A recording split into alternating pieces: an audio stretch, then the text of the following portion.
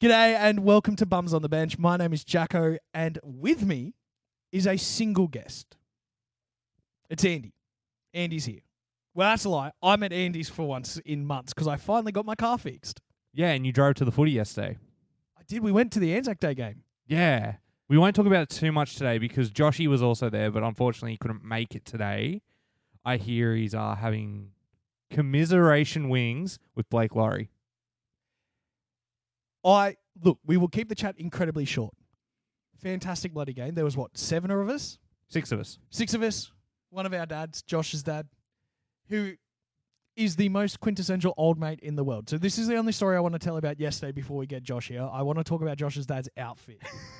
And the man that we met. Like I've seen what you would grow into when you're 60 if you had hair. Is what I saw yesterday, Andy. I mean, I would have that haircut, yes, but also he was the only other one there in the right colours. He's a Roosters fan. So he's the only one there in the right colours. He's also winning our tipping comp by a lot. Like a lot. As I said yesterday, I just need to beat you. As long as I beat you, I'm fine. I'm still beating Josh. I thought you were behind by 1. I was. He must have tipped the Warriors. He did. Because I tipped Melbourne. But I also tipped St. George. Josh's dad Legend. has the mullet. The mullet. It is the mullet that you have ever seen. It is curly, about 2 inches long on top. Yep. About 16 inches long at the back. There's definitely party in the back. This man, it is not. It's bender in the back, bro. It's not party in the back. That's a bender in the back. That man was wearing his absolute Sunday best. He was wearing checkered shorts, the tightest Roosters shirt from the 70s I've ever seen. Actually, it was the 2003 jersey. Oh, was it? It was tight. Mm. It was old and tight. He had his speed dealer sunnies on. Yep. Chopper mustache in full flight. And to top off the outfit, he wore his going out thongs. Yep. That man came in, he shook all of our hands, sat there, sank piss for 80 minutes, didn't say a single word, and went home. As soon as full time was blown, he left. He just walked. We were sitting there shaking hands and saying, "Good game, boys, good game." We're like, oh, they're fucking gone. We need to go home. One more story, and it's not in relation to the game, but sort of is. I rewatched the game on KO because I had to. Because I wanted to see if we were in it.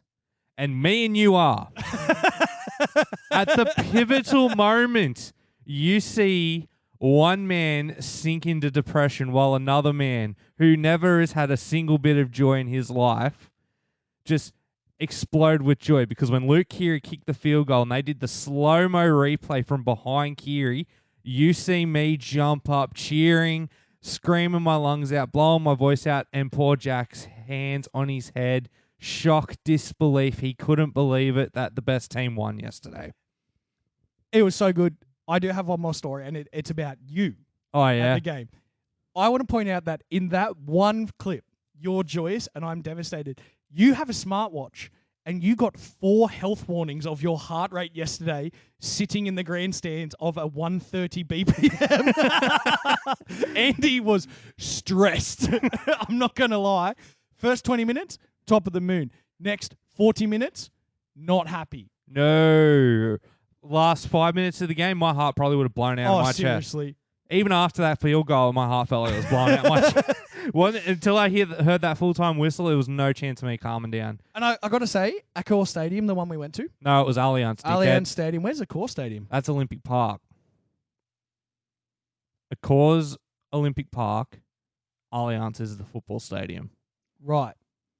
You don't know where that is, No, do you? I've got no clue. We were the Sydney Olympic Park, like literally an hour north of us right now. Literally an hour in the car. It's where the Bunnies play. Oh, right. Okay, that makes sense. Yeah, I know that.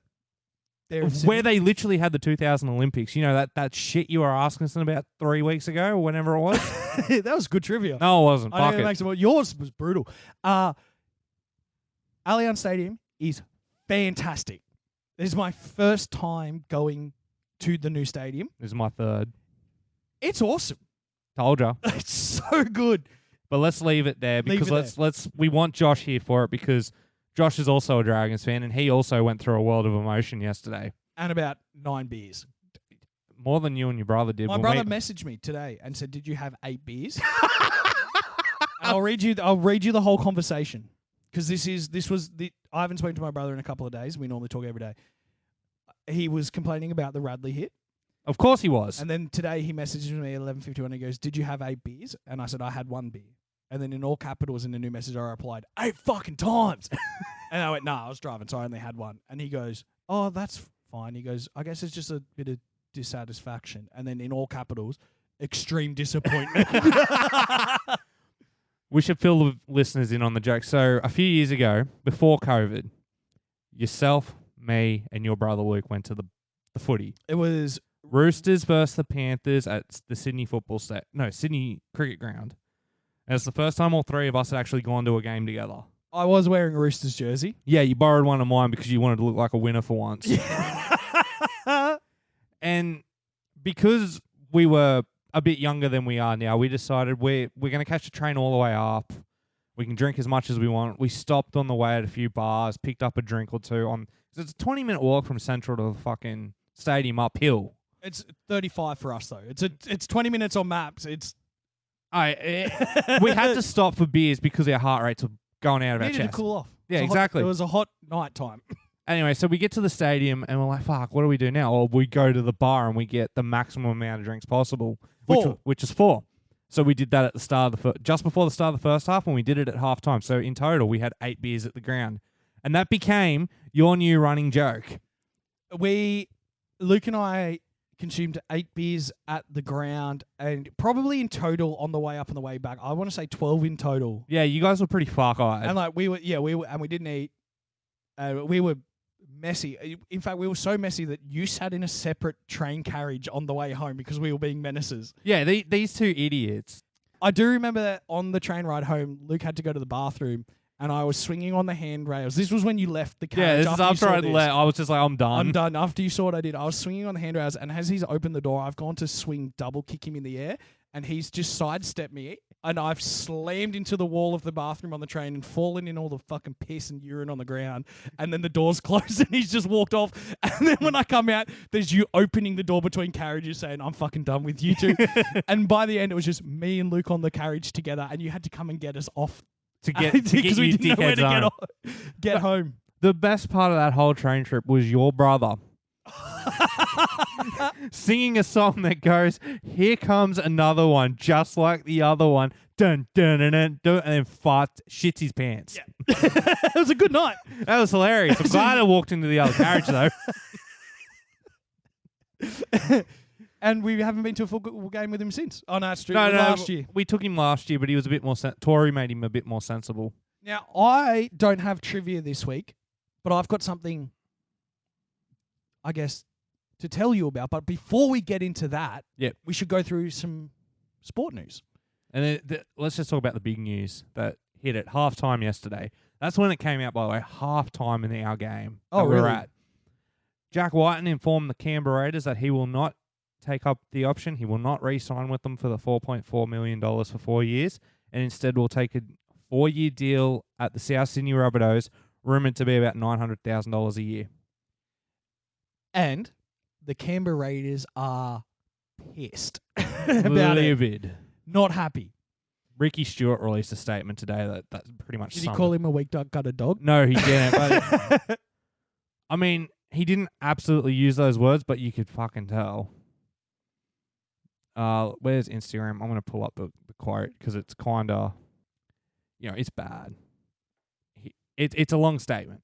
So, this is the Canberra Raiders release a statement regarding Jack Whiten from the desk of the coach, Ricky Stewart. Yesterday, Jack informed the club that he will not be re-signing with the Raiders beyond this season. I want to reassure you all that this club did everything possible to keep Jack at the Raiders, and we wanted nothing more than to see him reach 300 games and become a one-club player.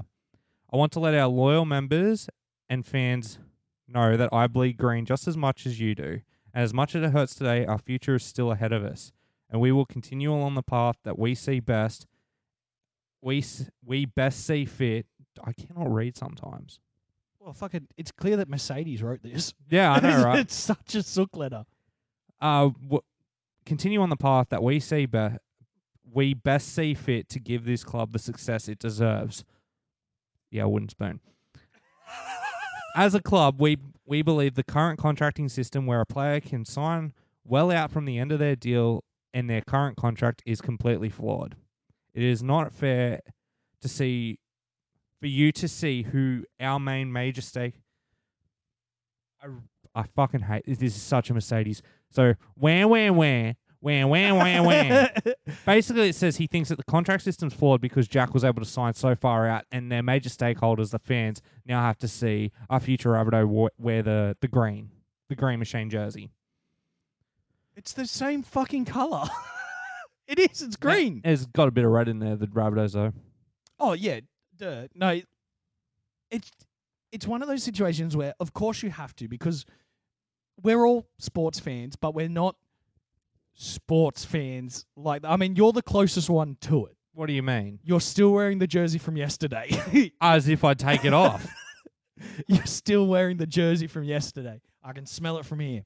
Hey, you got to admit, this is a good jersey. Look, it's a nice jersey. Who had the better jersey yesterday? Melbourne.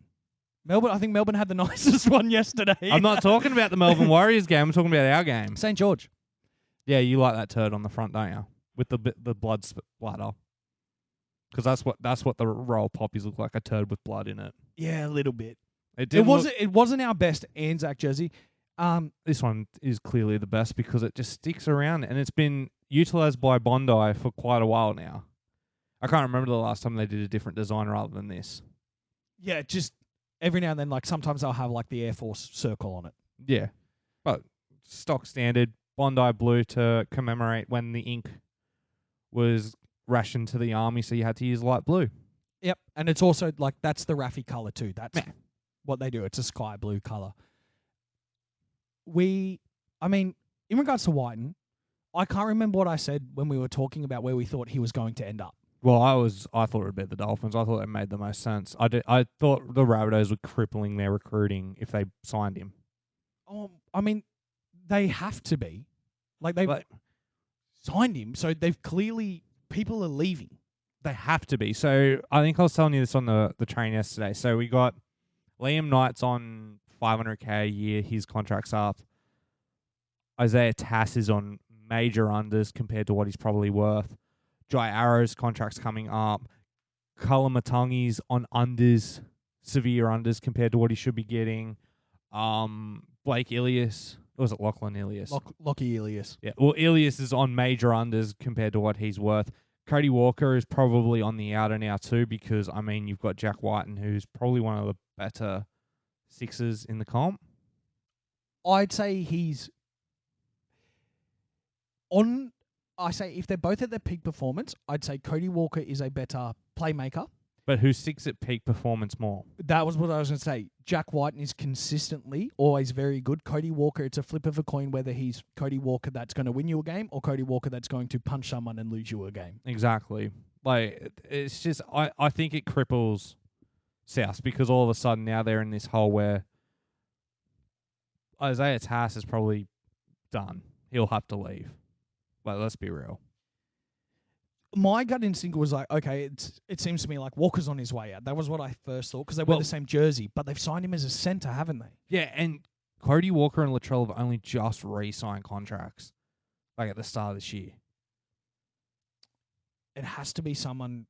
They're going to lose. It has to be like 2 or 3 people. It's going to have to be 2 or 3 people, and I think it's probably going to be, if it's not Cullen Matangi, it's going to be Jai Arrow and Liam Knight, and potentially down the line a few others because they've got those big contracts to eat up now. It's not an ideal situation. It's a Roosters situation, but you're not the Roosters, so you'll get caught. Yeah, pretty much. As always says, like they're gonna get done. Like you guys don't get done. There's only one real solution too. If they get caught cheating the cap with this, kick him out of the comp. Exactly. What else? Like I reckon we should do that before they get caught. Well, let's just do it now. I was like, sorry, this says. Yep. Russell Crowe doesn't have the pull of Nick Politis. No, and like, I got nothing good to say about Russell Crowe. I've got nothing good to say. Just throw a phone at him. Yeah, so I was trying to figure out a way to bring that into it, but that works as well. What about basketball, man? I know that's been happening. You're a basketball boy. We have a bit of an update in the NBA. as we see fit. I will pull up the new ladder because we've had a few more eliminations in the past 48 hours. So, as it stands, in the conference semi-final in the Western Division, we'll see the Denver Nuggets take on the Phoenix Suns. So it's the Joker and a bunch of Nuggets versus Devin Booker, Kevin Durant. I think it's Chris Paul, CP3 at the Phoenix. So that's 1 versus 4. On the flip side, Miami is 1 game away from knocking number 1 seed Milwaukee Bucks out. The Knicks are 1 game away from knocking the Cleveland Cavaliers out. Please do it. Philadelphia's just swept the Nets 4-0 without Ben Simmons playing. Yeah, I'm a Nets fan again. No, I'm not. I'm a 76ers fan again because I swapped from 76ers to Nets to get away from Ben Simmons. Motherfucker followed. Yeah, like straight up. And Boston Celtics had a chance to take out the Atlanta Hawks today. However, Atlanta just beat them on the buzzer, so they're 3-2 with 3 games to go. Potentially 3 games, but if Celtics win, then the Hawks are out. So it's a very mixed up final season because normally you've got some pretty reliable safe bets, and I'd say Boston, Milwaukee, Golden State.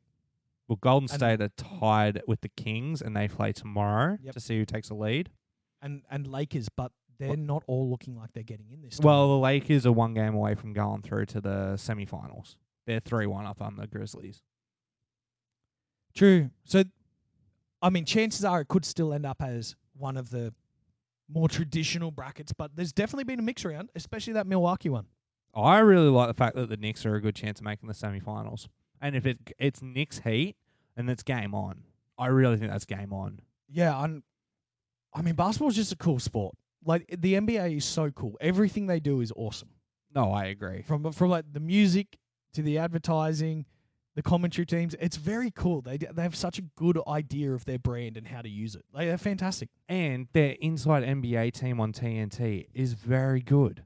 You got the head of the table, Ernie Johnson, just running the whole show, flanked by Kenny Smith, or Kenny the Jet Smith, Shaquille O'Neal, and the round mound of rebounds, Charles Barkley.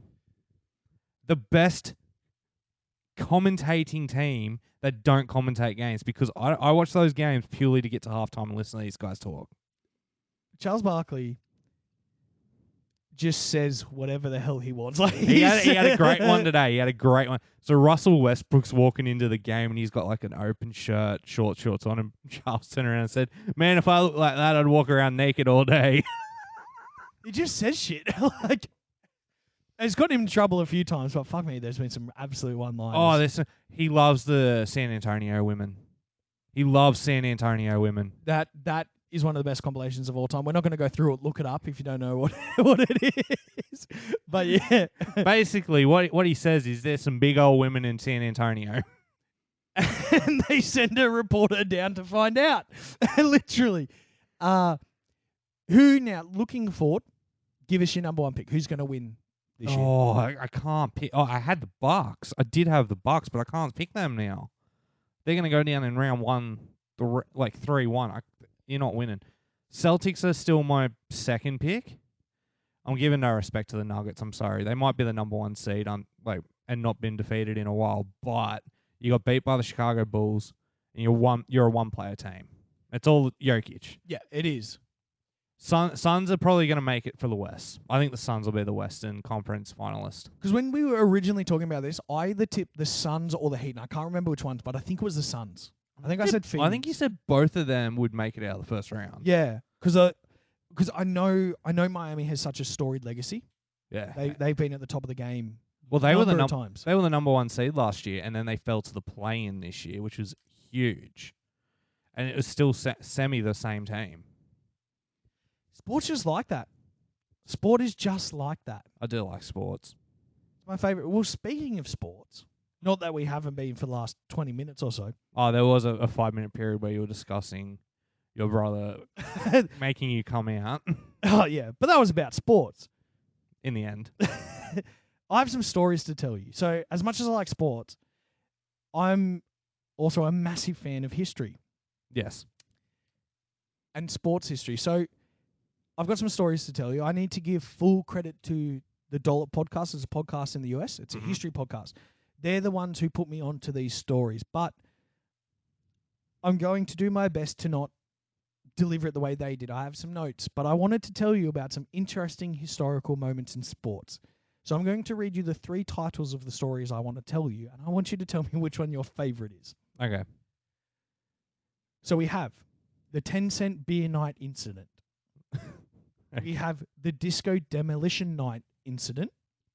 And we have the Philadelphia Eagles Santa Claus incident. Where do you want to begin? Is he going to go through all 3? I think we can. If we've got time, we'll go through all 3. If not, we'll just cut it down to 2. But I definitely think you have to start with Santa Claus and then go into 10-cent beer night. Okay, so I like a lot of Philadelphia teams. You do? I like a lot of Philadelphia teams for one reason. Their fans are unbridled psychos. Oh, I can attest to that. You have those famous stories of for the Super Bowls. They grease all the light poles in the city so people can't climb them, and they climb them. Cars get flipped. They do crazy shit. Mm-hmm. They get really, really drunk. They sit in a stadium, and they don't care about sports. They care about hurting people. And that's why I respect them so much. Like West Ham fans. Yeah, very much so.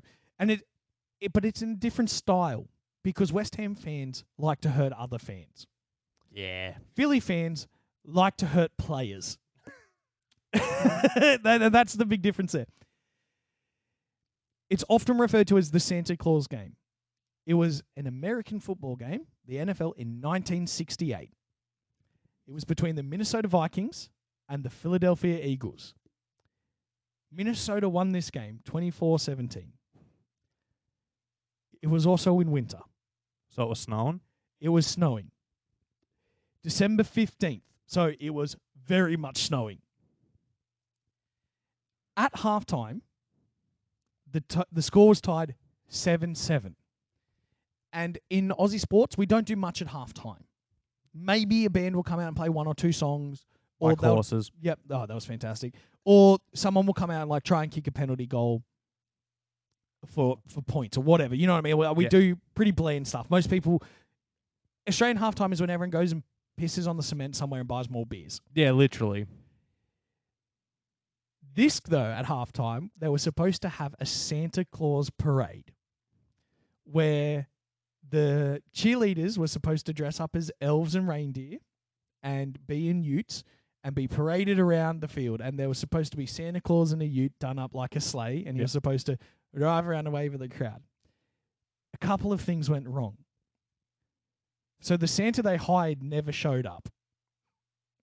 So the man they wanted to be here didn't rock up. So what do you think they did? Pulled a random out of the crowd. They did. They got the cameraman to find someone dressed as Santa in the crowd and said, "Hey, do you want to come down to be Santa for the parade?" The man said, yes. Very drunkenly said yes. Oh, of course. And he was a very skinny white dude in a corduroy Santa outfit with a fake hat and beard. He looked like meth Santa. Oh, perfect. So they bring him out of the stands and they put him on the ute. They start to drive around, but it's very snowy. So the ute gets bogged right at the home stand in front of the members area of all the Philly Eagles. The fans start booing and heckling Santa. As you do. As you do. And then someone threw a snowball. And then more snowballs. And then batteries. Where did the batteries come from? This is going to sound so crazy, but I need you to understand that it is a weird tradition that Philly fans throw batteries when they're upset. And we're talking D and AA batteries. So the expensive ones. Yeah. So they were putting batteries in the middle of snowballs and pegging snowballs at the cars and it was bogged. Apparently, this dude got absolutely fucking drilled. Legendary. And they eventually got the truck unbogged as they're getting rained down and they just go straight up the tunnel. You just can't do nice things. Children cry. They've just seen Santa get nearly half murdered. They've interviewed the guy after the fact, and he was like, "Yeah, that sucked." He goes, "Oh, I'm from Philly," and they turned on me. It's like, yeah, they don't care, man. They just want violence. So they don't normally do halftime shows at Philly home games since then. I don't blame them. Speaking of Philly, though, another famous Philadelphia Eagles fan had a similar moment over the weekend. I have no idea about this. You do, because we spoke about it before. Wrexham got promoted for the first time in 15 years to the English Football League. Oh, they did too. They did too. Yes. And the moment full-time blew, Wrexham, the stadium, charged the field. Wasn't it? The whole fucking stadium charged, flares going off.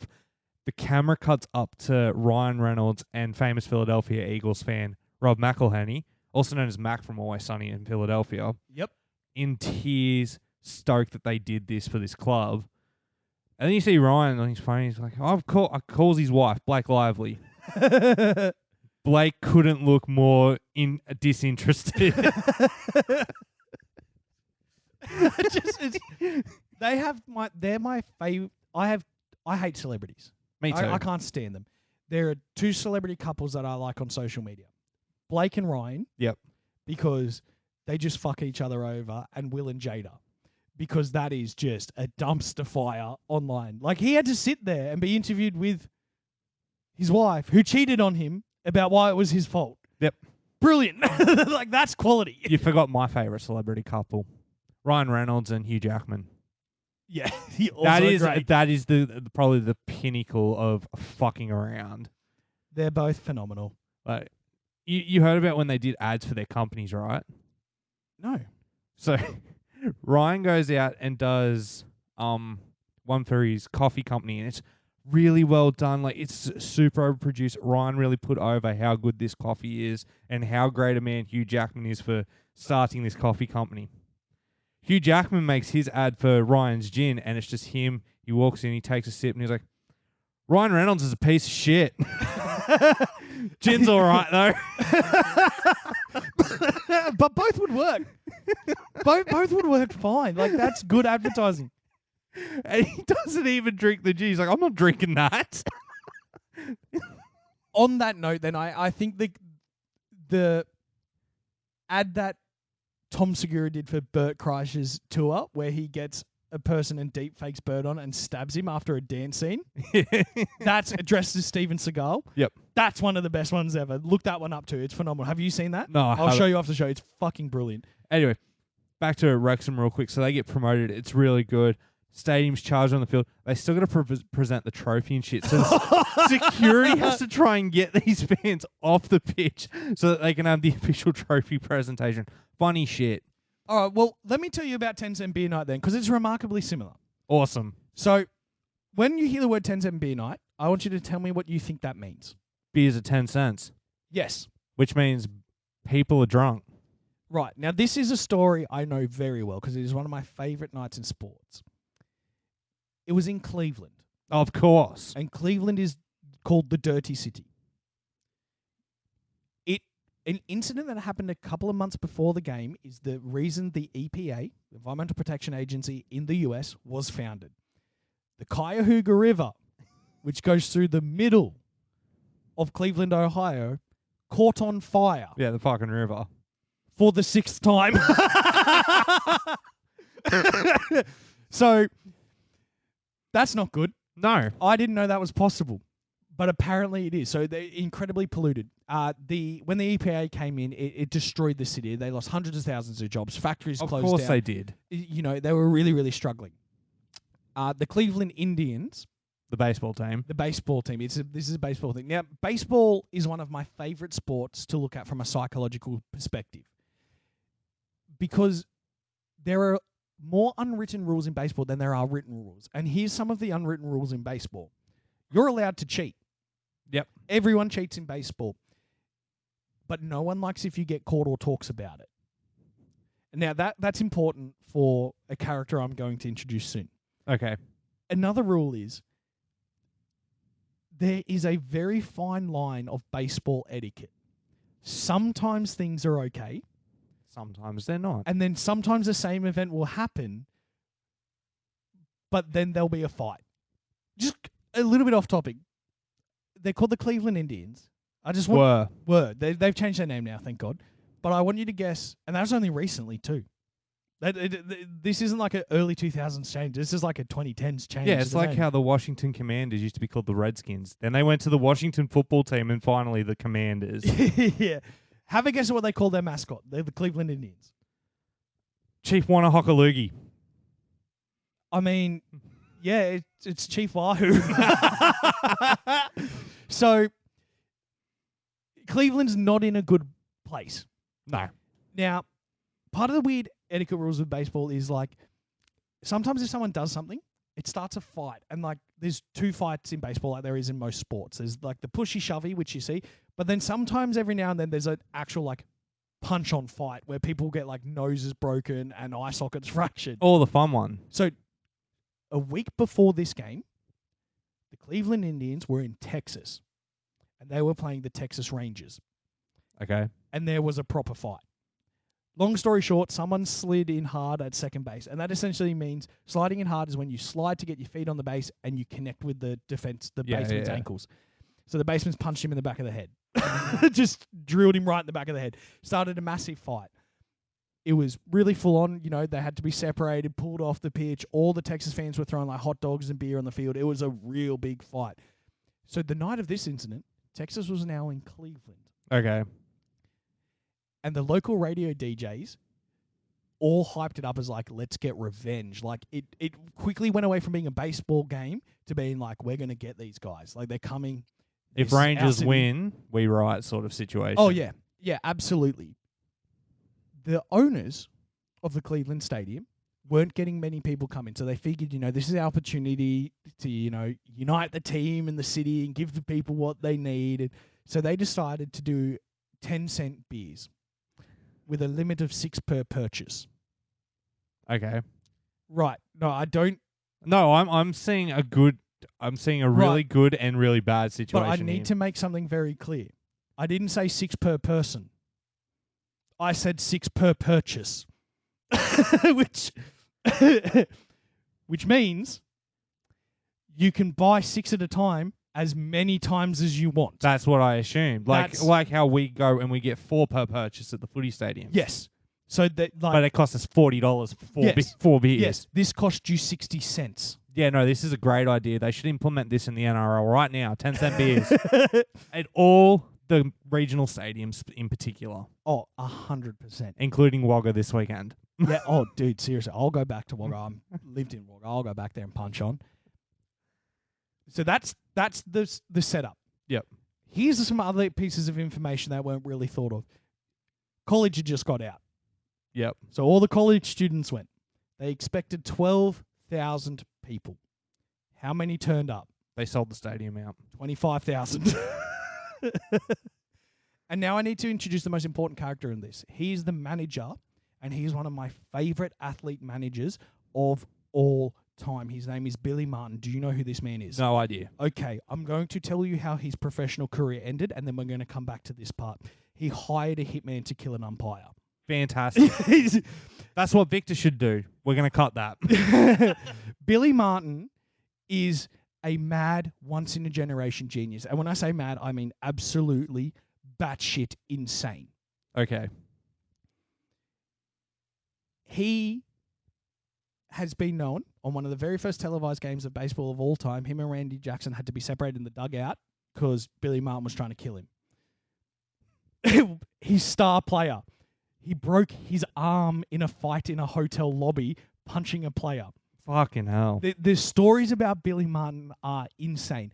One time, one of his players decided he didn't want to do a warm-up, and the batting coach, or the pitching coach, so you know, the junior coach, went and told Billy. And then the player fought the junior coach because he was a snitch. And Billy heard about it and ran out the front of the training center where they were fighting. The coach had been knocked out. Yep. Billy knocks the other dude out. He needs 20 stitches. Media is everywhere because he's hospitalized a player. And this is a direct quote. They said, Billy, why did he need 20 stitches? He goes, well, when his head came off the wall, I hit him again.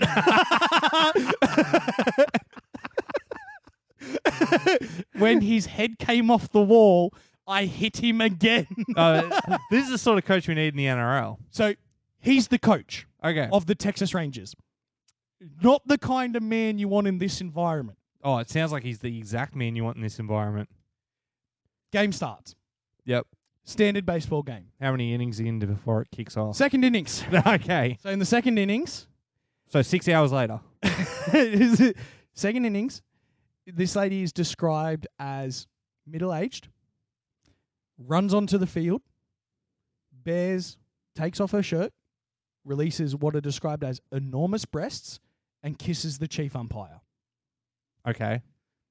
To a lot of cheers. Of course. This is the second innings of a 9 innings game. Yep.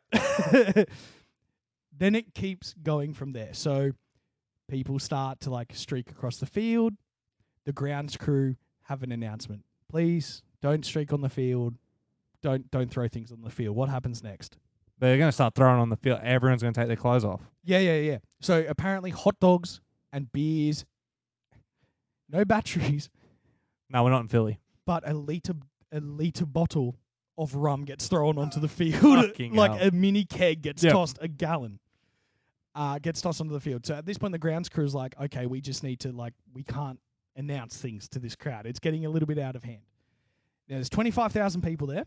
How many security guards did they have for the night? 10. 50, which is not many. Not nearly enough. Not many. As the night goes on, more people streak across. It's all good. It's a lot of fun stuff. You've got a lot of drunk uni students running out into the field, taking their clothes off, running around, leaving. Everyone's happy. Security's not really. They're not in control. But, nothing's going too wrong. They're still playing baseball because they run around the outfield area. Yeah. It's remarkably so. Until, and this is the instigating incident of the whole night, a drunk college student jumps the wall. And in an interview with police afterwards, he is quoted by saying, "I just wanted his hat." He runs to a Texas Ranger player and takes the hat. Oh, no. But he's hammered, so he falls over. The player from Texas kicks him and falls over. Now, what you need to understand is the players at the baseball stadium sit underground. Yeah. So they can only see waist below. Yeah. So what they've seen is a person run out and tackle their player. They're both on the ground. This is where Billy Martin gets involved. He takes the cigarette out of his mouth, picks up a baseball bat, and is quoted by saying, "Let's go get 'em, boys." And the whole team runs onto the field with bats to fight. This is suddenly, though, where the vibe of the game changed. Oh, I could imagine. Because all the drunk uni students who were there for a good time are gone. Now it's all the people who want to be violent go, well, let's fucking get down there. Look, we're going down. Riot City. Come down with chains, snapped chair legs, like they had been fashioning fucking weapons. So the fans come out, and it's not all of them. It's about 350 of them against 12. There is a transcript of the commentators. Normally when things like this happen, commentators say how bad it is. The commentators start commentating the fight.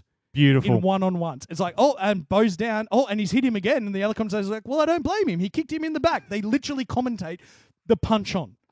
They go, oh, this is a travesty. And they go, oh, no, they're at it again. He's hit him. He's hit him. Oh, and he doesn't look too good. At this point, the Cleveland Indians team is in their dugout. Their manager is about to see a team of players get murdered.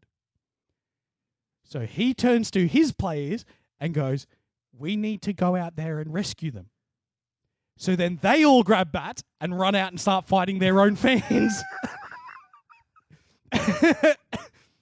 And it's real. This is a real fight. Like, it's life and death at this point. They're swinging bats at fans in their merch and punching and fighting and kicking. Security, nowhere to be seen. Like, they're in the melee too, but there's not many of them. No additional police presence. It's believed that most of the city cops were fucking pissed in the stands with everybody else. So I take it that there is no vision of this game? There are photos, and I will show you the photo of Billy Martin standing in the dugout with the bat slung over his shoulder. So this is a photo of some of the fight. Lovely. Here's the players running across the field. Now, you guessed what the mascot's name was. Yeah. What do you think was at the top of the stands playing the whole time? War drums. Oh, no. So there's people beating a war drum pattern as this punch-on's happening. Eventually, they manage to fight back the crowd enough, and they all run off together. Yeah. With the reserve players, like the minor players who'd played earlier, forming a defensive perimeter at the tunnel to fight back the crowd. God damn. The referees forfeit the game Of course. and get out of here. The bases were stolen. The padding was ripped off the walls of the stadium and was taken home. There was a reporter from the local paper who was there, and he had a real bad time. So about an hour after this all happens, he's walking through the stadium, and there's a bunch of drunk dudes bashing on the door of one of the player rooms, yelling at them to come out. And he goes, "Hey guys, like they hopped on the bus an hour ago. What happens next?" They kick his ass. They turn around and punch him in the face. Yeah, of course. Like, what was Well, he fuck fucking you, thinking? man. So, 10-cent beer night is one of my favorite things. To wrap it up nicely, though, what do you think happened to the organisers of 10-cent beer night? Oh, they would have definitely been fired. Wrong. Promoted. Sort of, yeah. Fuck. It was one of the most successful nights in Cleveland baseball history. They were sent to Milwaukee to learn how to do it properly. Barely anyone was arrested. It's one of it was the best. Please, man, anyone listening to this, learn about Billy Martin. He is insane. Oh, he definitely It is sounds one of the best nights of sport ever. That sounds sick. And if you really want to listen to the full story, please go and listen to the Dollops retelling of it. I think it's episode 10 that they did. They are phenomenal. It goes for about an hour and a half. There's so many more details that I didn't put in. That's fucking hilarious. 10-cent beer night is one of the all-time greats. And the last one really quickly, disco night was when a whole bunch of rock DJs brought all these disco records to the middle of the baseball stadium and decided to burn it down, but they used explosives and blew up the stadium. Fucking hilarious. But I think that's it, mate. Yeah, it's a short one this week purely because Josh isn't here to talk about Anzac Day, so next week will probably be a bit of a longer one. I'm happy with that. Yeah, well, that's fine. So Thank you very much for listening. follow us on social media. Listen to our other show. That's about to be recorded. And we'll see you next week. So, yeah.